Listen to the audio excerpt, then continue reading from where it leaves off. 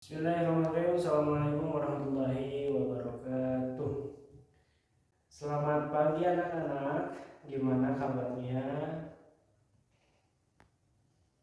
Alhamdulillah kita bisa berkumpul di tempat yang insya Allah diberkahkan oleh Allah Subhanahu Wa Taala dengan keadaan sehat walafiat.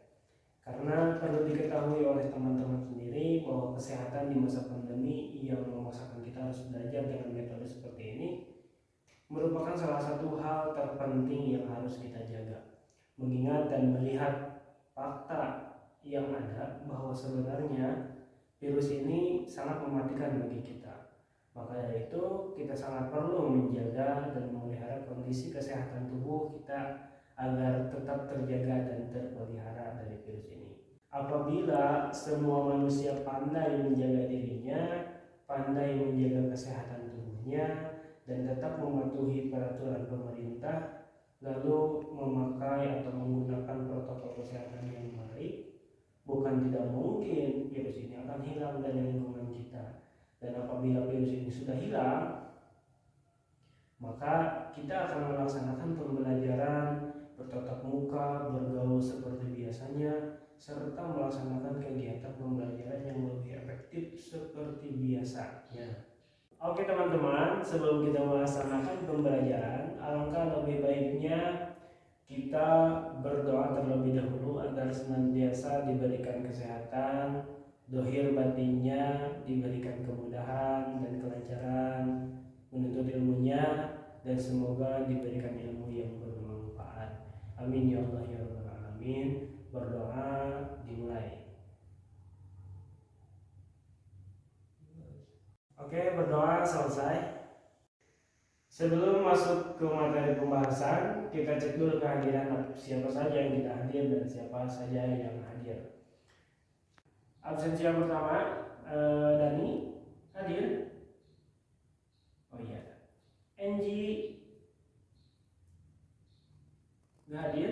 Kemana Enji? Oh sakit. Hilda Nurul, Irfan, Rika, Silvi, ya, Sinta, ini udah ya. Kalau Mulki mana Mulki? Mulki kemana? Gak ada keterangan. Oh ya sudah tahu Pak. Masuk ke materi. Pada pertemuan minggu ini kita akan membahas tentang sholat Jumat. Sebelum ke materi sholat Jumat ini, ada yang tahu bahwa minggu kemarin kita membahas tentang apa? Ya, benar sekali Hilda.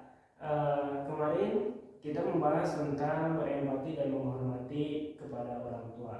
Jadi dari minggu kemarin, dari pembahasan minggu kemarin, kita harus senantiasa berempati kepada setiap orang dan selalu menghormati kedua orang tua kita.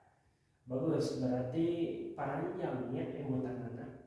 Dan senang kata orang di rumah, anu panjang emutan teh, sok panjang yuswana. Amin ya Allah ya Rabbal Alamin. Adapun tujuan pembelajaran dari materi sholat Jumat ini yaitu siswa mampu mengetahui seperti apa sebenarnya sholat Jumat itu. Jadi tidak asal gitu sholat Jumat, tahu dasar hukumnya sholat Jumat, bagaimana pengertian sholat Jumat, lalu syarat-syarat mendirikan sholat Jumat. Juga siswa juga lebih tahu lah sunat-sunat atau perbuatan-perbuatan sunat yang ada di dalam sholat Jumat dan beberapa halaman-halaman yang ada di dalam sholat Jumat. Oke, langkah pertama yang akan kita ambil atau akan kita laksanakan yaitu membagi dulu kelompok. Nah, jadi dalam sekolah ini dibagi dulu jadi 4 kelompok.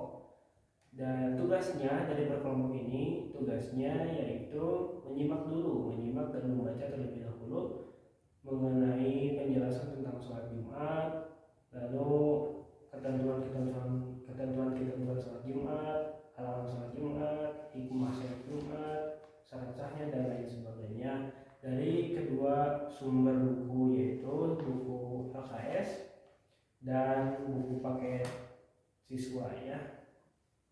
Tugas yang kedua yaitu siswa membaca dalil naqli mengenai sholat Jumat dari kitab Al-Quran maupun dari hadisnya.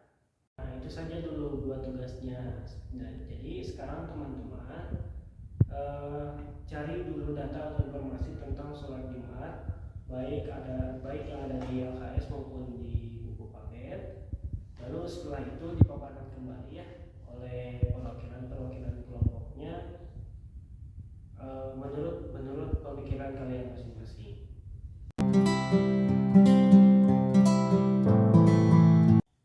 Saya rasa cukup ya untuk mencari informasi maupun data mengenai sholat Jumat.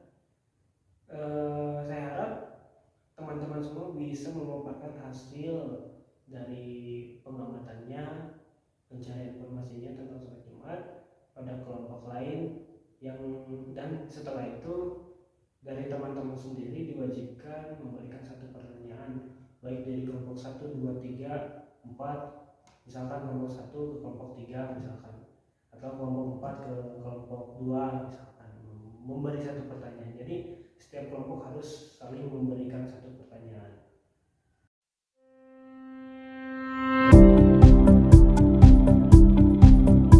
Oke teman-teman, diskusi yang sangat menarik, diskusi yang sangat bagus, pertanyaannya pun sangat bagus dan antik sekali yang mengenai tata cara sholat Jumat dan pengertian sholat Jumat ataupun ketentuan sholat Jumat. Nah, alhamdulillah juga kalian juga bisa merumuskan hikmah dari sholat Jumat. Ya, semua tentang sholat Jumat alhamdulillah bisa dipahami dengan baik. Oke, saya ambil alih diskusinya. Saya akan mengulas dan membahas lagi materi tentang sholat Jumat. Seperti yang sudah kita ketahui, seperti yang sudah kita baca dan sudah kita diskusikan, bahwa sholat Jumat adalah sholat 2 rakaat dengan berjamaah yang dilaksanakan sesudah khutbah pada waktu zuhur dan tentunya dilaksanakan pada hari Jumat. Dan hukumnya wajib bisa bagi laki-laki yang sudah memenuhi syarat. Seperti yang dikatakan dalam Quran surat Al-Jumu'ah ayat 9. A'udzu billahi minasyaitonir rajim. Bismillahirrahmanirrahim. Ya ayyuhalladzina amanu idza nudiya lis-shalah min yaumil jum'ah fas'au ila dzikrillah wa dzarul bai'. Dzalikum khairul lakum in kuntum ta'lamun. Yang artinya, orang-orang yang beriman apabila disuruh untuk menunaikan sembahyang pada hari Jumat, maka bersegeralah kamu kepada mengingat Allah dan tinggalkanlah yang baik. Yang demikian itu lebih baik bagimu jika kamu mengetahui. Quran surat Al-Jumu'ah ayat 9. Jadi sholat Jumat ini pada prinsipnya sama dengan sholat wajib yang dilaksanakan secara berjamaah. Tapi dalam sholat Jumat ini wajib atau fardu ain yang dilaksanakan oleh setiap muslim laki-laki dalam setiap minggunya pada hari Jumat. Jadi hukumnya wajib dan fardu ain untuk laki-laki yang melaksanakannya gitu. Jadi sholat Jumat ini dilaksanakan secara berjamaah dan tidak boleh dilakukan sendiri-sendiri. Agar sholat Jumat dapat dilaksanakan sesuai dengan aturan-aturan yang berlaku, maka kita harus mengetahui ketentuan-ketentuannya. Adapun ketentuan-ketentuan dalam melaksanakan sholat Jumat ini yaitu ada dua. Yang pertama ada syarat wajib sholat Jumat. Yang kedua ada syarat sah mendirikan sholat Jumat. Yang pertama syarat wajib sholat Jumat, syarat yang harus dipenuhi dalam pelaksanaan sholat Jumat. Yang pertama harus beragama Islam. Orang yang melaksanakan sholat Jumat itu harus beragama Islam, ya masa iya agama Hindu melaksanakan sholat Jumat ya. Lalu yang kedua ada baligh atau dewasa. Bagaimana ciri-ciri orang yang dewasa? Nah, ciri-ciri orang dewasa ini dalam kitab Safinatun Najah sudah disebutkan bahwa ketika sudah sampai atau sempurna umur 15 tahun, baik di laki-laki maupun di perempuan. Lalu di laki-laki maupun di perempuan sudah pernah mimpi melakukan mimpi jima. Lalu di laki-laki di perempuan sudah haid, itu merupakan salah satu ciri-ciri orang yang dianggap sudah dewasa dalam agama. Lalu yang selanjutnya berakal. Orang yang berakal wajib melaksanakan sholat Jumat. Orang gila sholat Jumat ini tidak diperuntukkan untuk orang yang gangguan mentalnya terganggu ataupun yang disebut orang gila. Nah, yang selanjutnya yaitu laki-laki. Nah, dalam sholat Jumat ini perempuan tidak diwajibkan untuk melaksanakan kegiatan sholat Jumat. Namun ada beberapa ulama yang bukan mewajibkan ya, anu ngasihsokeun lah, anu ngasihsokeun cewek ikut atau perempuan ikut melaksanakan sholat Jumat. Namun galibnya ulama di kita bukan melarang ya, tidak mewajibkan perempuan mengikuti sholat Jumat. Lalu syarat yang selanjutnya yaitu sehat. Nah, orang yang sedang sakit tidak diperkenankan, tidak diwajibkan mengikuti sholat Jumat. Lalu syarat yang terakhir yaitu menetap atau bermukim. Jadi orang yang sedang dalam perjalanan atau disebut dengan musafir. Ya, musafir itu orang yang sedang ada di dalam perjalanan, itu tidak wajib melaksanakan sholat Jumat seperti itu. Lalu yang kedua ada syarat sah mendirikan sholat Jumat. Ada syarat sahnya. Bagaimana syarat sahnya mendirikan sholat Jumat? Yang pertama, dilaksanakan di tempat yang telah dijadikan tempat bermukim oleh penduduknya, baik di perkotaan maupun di pedesaan. Oleh karena itu tidak sah mendirikan sholat Jumat di ladang-ladang yang penduduknya hanya singgah di sana untuk sementara saja. Ya, jadi dikhususkan untuk orang-orang yang bermukim. Nah, itu syarat sah mendirikan sholat Jumat. Syarat yang kedua yaitu dilaksanakan sholat Jumat ini dilaksanakannya secara berjamaah. Tidak sah hukumnya apabila pelaksanaan sholat Jumat ini dilaksanakannya dengan sendiri-sendiri. Nah, jadi wajib berjamaah sholat Jumat. Lalu yang ketiga dilaksanakannya pada waktu zuhur. Hadisnya karena keadaan ini sesuai dengan hadis yang diutarakan oleh Rasulullah SAW bersabda, kana yusolli jumu'ata hina tamilu syamsu. Jadi sesungguhnya Rasulullah SAW sholat Jumatnya ketika matahari telah tergelincir. Jadi kalau misalkan dilaksanakannya di malam hari ya tidak sah ya, karena bertentangan dengan ajaran Rasulullah SAW seperti itu. Lalu yang selanjutnya syarat yang terakhir mendirikan sholat Jumat yaitu sholat Jumatnya dilaksanakan dengan didahului 2 khutbah. Nah, harus didahului dengan 2 khutbah karena apa? Kita logikanya sholat zuhur ini 4 rakaat. Sholat zuhur ini 4 rakaat. Nah, sedangkan sholat Jumat 2 rakaat. Tapi sebelum melaksanakan sholat Jumat didahului dulu dengan 2 khutbah. Nah, dari 2 khutbah inilah yang menjadi pengganti 2 rakaatnya waktu zuhur. Jadi sama seperti sholat zuhur, cuma bedanya kalau sholat zuhur full. Kalau sholat zuhur itu full 4 rakaat. Nah, kalau misalkan sholat Jumat ini 2 rakaat, tapi harus didahului dulu dengan 2 khutbah seperti itu. Lalu ada juga halangan-halangan di dalam sholat Jumat. Ada apa aja nih halangan yang ada di sholat Jumat? Yang pertama sakit. Orang yang sakit tidak diwajibkan, tidak diperbolehkan mengikuti sholat Jumat. Tetapi orang yang sakit ini harus mengganti sholat Jumat tersebut dengan melaksanakan sholat zuhur 4 rakaat di rumahnya. Lalu yang kedua, adanya bencana alam. Bencana alam ini berupa hujan lebat, angin kencang, ataupun bencana alam yang lainnya yang dapat menghambat ataupun mampu menyulitkan untuk melaksanakan sholat Jumat. Nah, ini tidak diwajibkan melaksanakan sholat Jumat. Lebih baik menggantinya sholat Jumat tersebut dengan sholat duhur di rumah. Lalu yang selanjutnya musafir. Apa itu musafir? Yaitu orang yang sedang dalam melaksanakan perjalanan jauh. Jadi orang musafir itu orang yang sedang dalam perjalanan.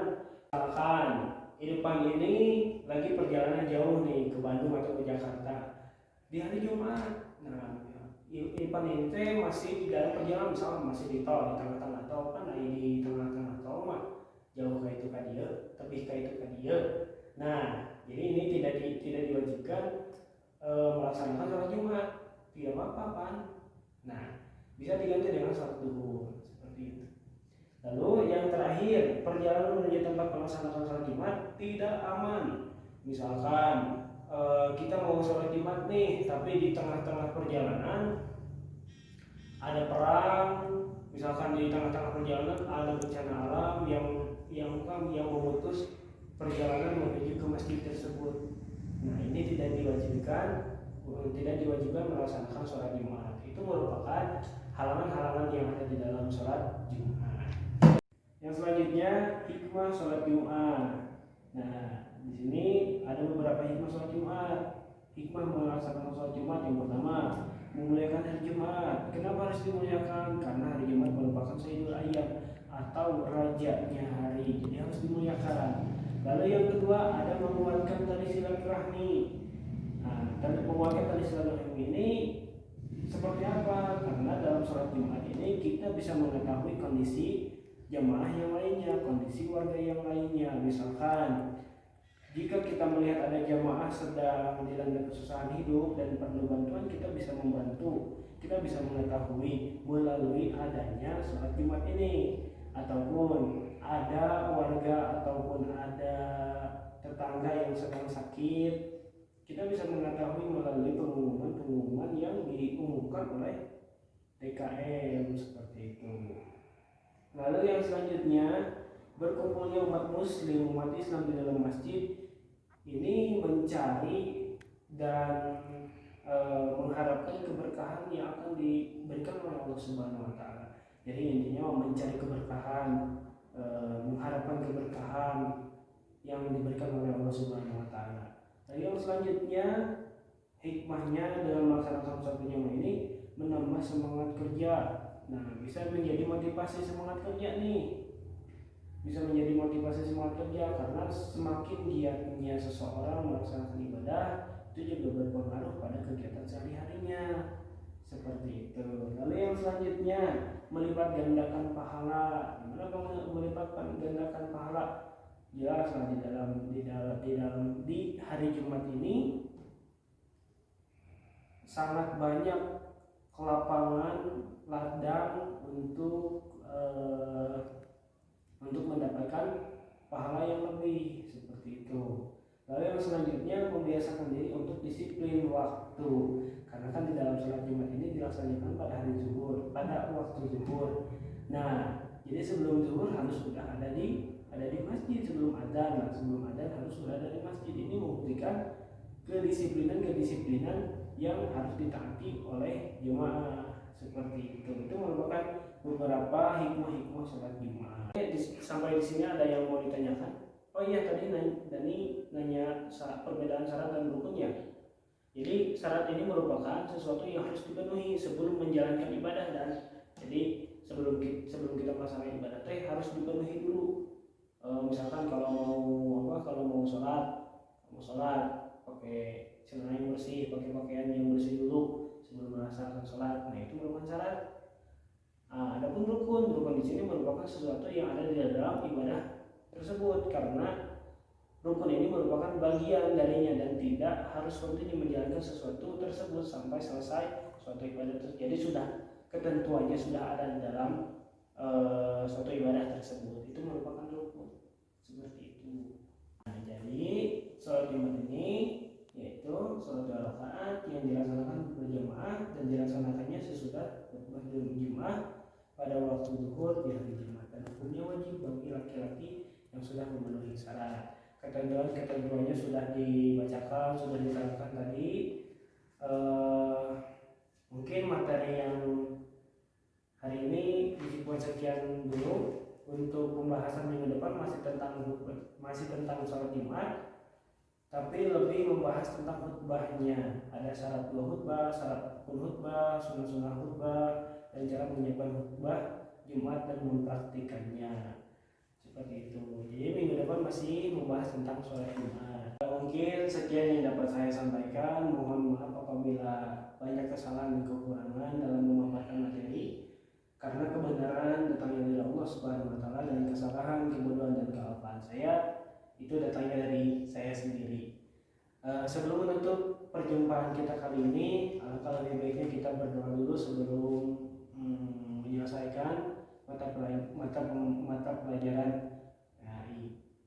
Berdoa dimulai. Setelah selesai, tetap semangat menjalani pembelajaran di masa pandemi seperti ini. Dan wabillahi taufiq wal hidayah. Wassalamualaikum warahmatullahi wabarakatuh.